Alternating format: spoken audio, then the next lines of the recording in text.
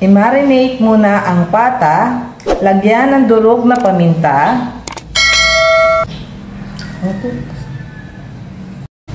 ilagay ang kalamansi sa toyo at ibuhos ito sa pata.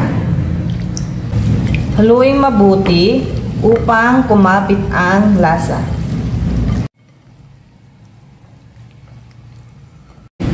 I-marinate ng 2 oras at ilagay sa ref upang manatiling fresh. Ilagay ang langis, igisa ang sibuyas,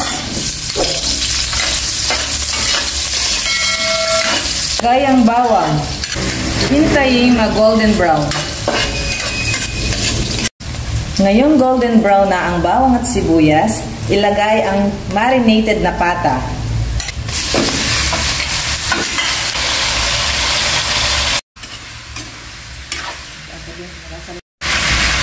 Haluin at sangkutsahin mabuti ang marinated na pata.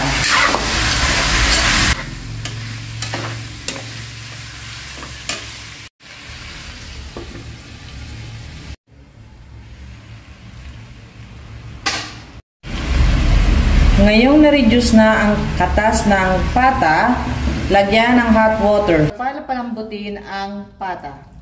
Ilagay ang buong paminta at dahon ng laurel. Ilagay na rin ang oyster sauce. Hintayin lumambot ang pata. Ilagay ang pineapple juice.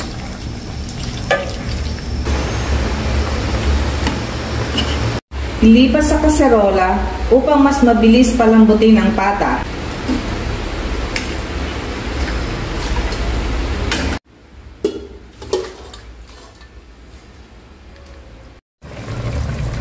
Ngayong malambot na ang pata, lagyan ng suka,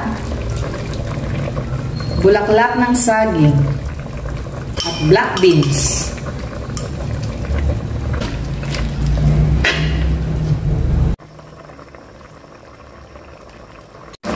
Lagyan ng asukal ayon sa gustong timpla.